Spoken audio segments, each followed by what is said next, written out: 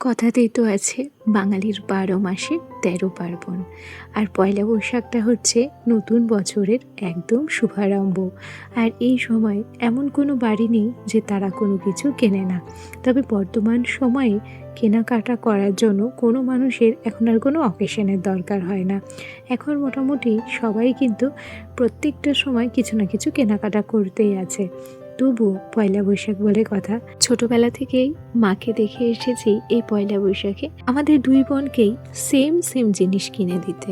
আমাকে যেটা কিনে দিত সেই সেম জামা আমার বোনের জন্য কেনা হতো। আর পয়লা বৈশাখে বেশিরভাগ দিনগুলোতে না আমরা সুতির জামাই কিনতাম। যাই হোক, এখন সময়ের সাথে সাথে সব কিছু পরিবর্তন হয়েছে।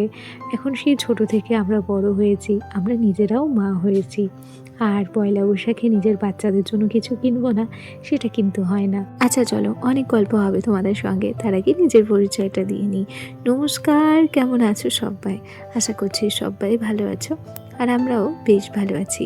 আমি রিমি। আজকে আমার আরও একটি নতুন ব্লগে তোমাদের সবাইকে অনেক অনেক স্বাগত জানাই। আজকের দিনটা যে কিভাবে কেটেছে সেটা শুধুমাত্র আমিই জানি। এমনিতেই আজকে সকালে ইচ্ছে করে ঘুম থেকে দেরিতে উঠেছিলাম, তবুও ভেবেছিলাম যে না, সংসারের কাজগুলো মনে হয় কোনো ঝামেলা ছাড়াই হয়ে যাবে, কারণ আজকে তো ছেলের স্কুল ছিল না, সেই জন্য।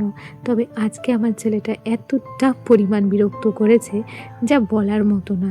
আর সারাটা দিনে 10 মিনিটও ঘুমোয়নি। আরও সমস্যা হয়েছে আমার। সকালবেলার কাজকর্মগুলো হয়ে গিয়েছিল, মাঝে 10 মিনিট মতো রেস্ট নিয়েছিলাম। মানে আমি এবং আমার ছেলে দুজনেই শুয়েছিলাম। তবে দুজনের একজনেরও ঘুম হয়নি, তাই বললাম যে না, এখন এই ভিডিওটা তোমাদের সঙ্গে শেয়ারই করি। চলো, পয়লা বৈশাখে কী কী কেনাকাটা করেছি সেগুলো একটু তোমাদেরকে দেখায়। ছেলের জন্য কিনেছি হচ্ছে এই টি শার্টগুলো। আর বেশিরভাগ টি শার্টগুলো ওর বাবা এবং আমি দুজন মিলেই পছন্দ করেছি। আমি তো বলেছিলাম যে আমার ছেলের জন্য হয় দুটো না হয় একটা টি শার্ট নিতে। তবে ওর বাবা মানে আমার বর শপিং মলে গেলে আমার ছেলের জন্য একটার পর একটা জিনিস কিনতেই থাকে। বিশ্বাস করবে না, আমার ছেলের জন্য 7টা গেঞ্জি পছন্দ করেছিল এবং ব্যাগে 7টা গেঞ্জিই তুলেছিল।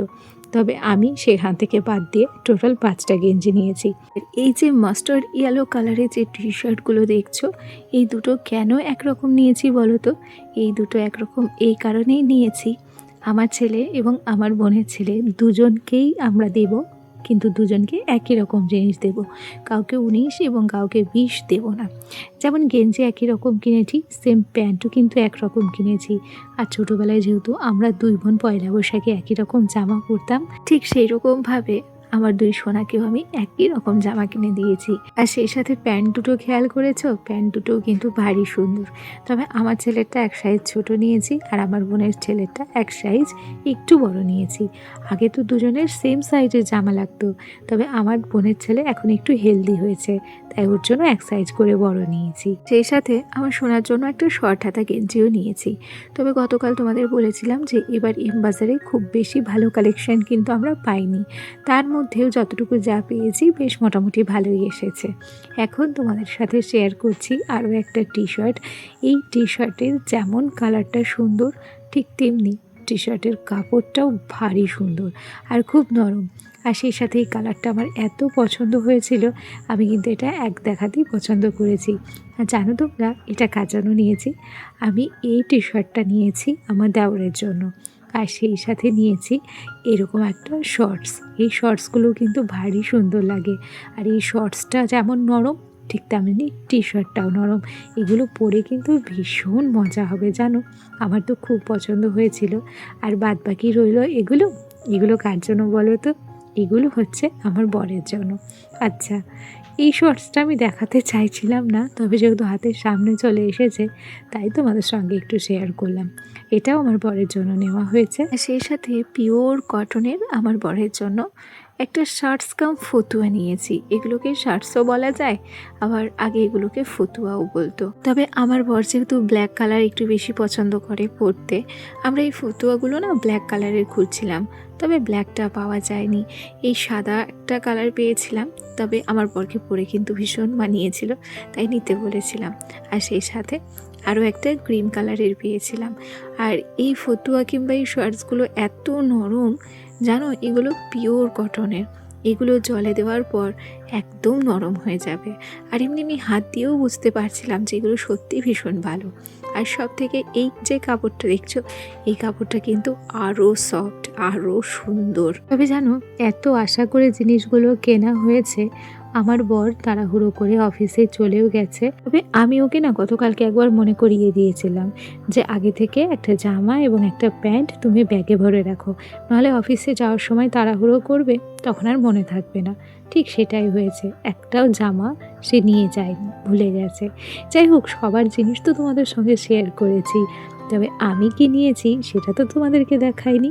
দেখো তো, এই কুর্তিটা আমি আমার জন্য পছন্দ করেছিলাম, মনে আছে? গতকালকে এগুলোই কিন্তু ট্রায়াল দিয়েছিলাম। আর সত্যি কথা বলতে কি, কুর্তিটা পরার পর না আমার ভীষণ পছন্দ হয়েছিল, সেই সাথে পছন্দ হয়েছিল আমার বরের। তাই দেরি করিনি, এই কুর্তিটাই কিন্তু আমি নিয়েছি। এই কুর্তিটা তোমাদের কেমন লেগেছে কমেন্টে জানিও। সেই সাথে আমার পয়লা বৈশাখের কেনাকাটা তোমাদের কেমন লাগলো সেগুলোও কমেন্ট করে জানিও। যাই হোক, যতটুকু পেরেছি কিংবা যতটুকু পারি নিজেদের সাধ্য মতনই সমস্ত কিছু ম্যানেজ করার চেষ্টা করি। আচ্ছা, তোমাদের সঙ্গে গল্প করতে করতেই সমস্ত জামা কাপড় আমি কিন্তু সুন্দর করে ভাঁজ করে নিয়েছি, আর এখন এগুলোকে ব্যাগে ভরে রেখে দেব আলমারিতে। আর সেই সাথে আগামীকাল যাব হচ্ছে বাবার বাড়িতে, কেন কি আমার বোনের ছেলের জন্য যে জামাটা কিনেছি সেটা তাকে দিতে হবে। আর ভাবছি বাবার জন্য একটা গেঞ্জি নেব, সেই জন্য আগে থেকেই ও বাড়িতে চলে যাব। যাই হোক, ভিডিওর এই পর্যায়ে এসে একটা রিকোয়েস্ট করি, এখনও পর্যন্ত যারা আমার ভিডিওটি দেখছো অথচ লাইক করতে ভুলে গেছো, প্লিজ ভিডিওটিতে একটা লাইক করে দিও।